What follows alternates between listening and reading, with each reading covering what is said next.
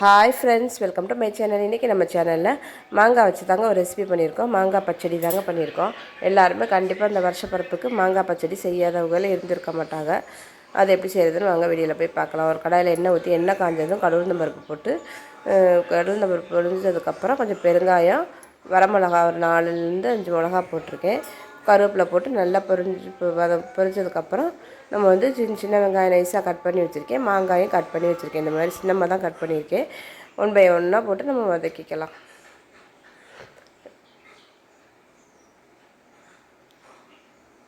வெங்காயம் போட்டு நல்லா இந்த மாதிரி வதங்கணும்.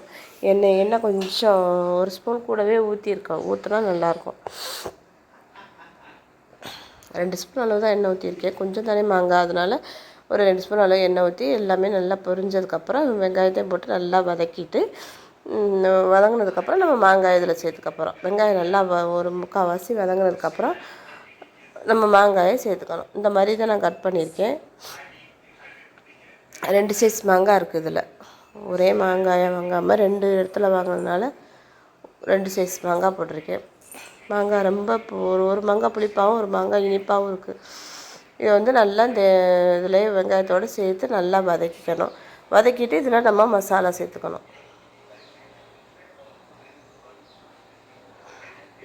மசாலா வந்து நல்லா வதங்கினதுக்கப்புறம் கொஞ்சம் மஞ்சத்தூள், மிளகாத்தூள் மட்டும் சேர்த்துக்கிட்டா போதும்.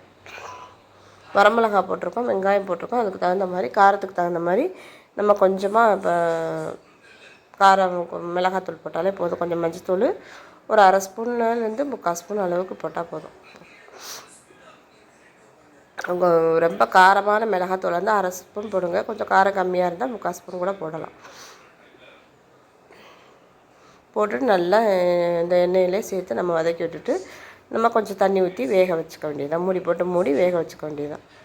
தேவையான அளவு உப்பையும் போட்டுறணும்.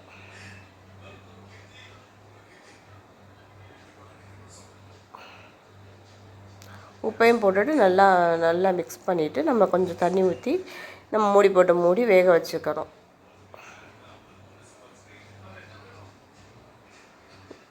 கொஞ்சமாக ஒரு 1/2 டம்ளர் அளவு தண்ணி ஊற்றினா போதும். இந்த அளவுக்கு தண்ணி ஊற்றினா போதும்.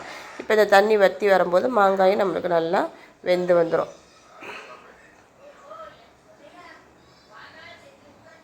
ஸோ நம்ம மூடி வேக வச்சுக்கணும். அதே மாதிரி மூடி அப்படியே விட்டுறாமல் இடையில நம்ம எடுத்து கிளறி விட்டுக்கிட்டே இருக்கணும்.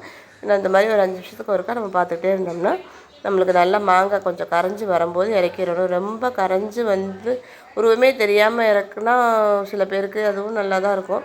நான் வந்து அந்த அளவுக்கு இல்லை, ஓரளவுக்கு நான் கொஞ்சம் வதங்கினதுக்கப்புறமே அப்படியே எடுத்துக்க போகிறேன். மாங்காய் வந்து அப்படியே கொஞ்சம் மாங்காயோடு இருந்தால் தான் கொஞ்சம் நல்லாயிருக்கும். அப்படிங்கிறதுனால உங்களுக்கு எப்படி பிடிக்குமோ அந்த ஸ்டேஜில் இறக்கிக்கலாம்.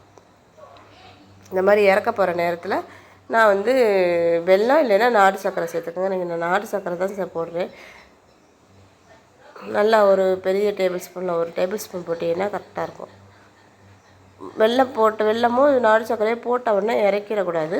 அது நல்லா கொதித்து வரணும். அதில் கொஞ்சம் அதோடு சேர்ந்தால் தான் அந்த ஃப்ளேவர் வந்து அந்த உப்பு காரம் புளிப்பு இதோடு சேர்ந்து அந்த வெல்லமும் நம்மளுக்கு நல்லா கரைஞ்சி வரும்போது தான் டேஸ்ட் வந்து நம்மளுக்கு நல்லாயிருக்கும். இந்த மாதிரி இருக்கும்போது இறக்கலாம். இன்னும் கொஞ்சம் நல்லா மாங்காயோட உருவமே தெரியக்கூடாது அப்படின்னா அந்த ஸ்டேஜில் கூட இறக்கலாம். இது சூப்பராக இருக்குங்க.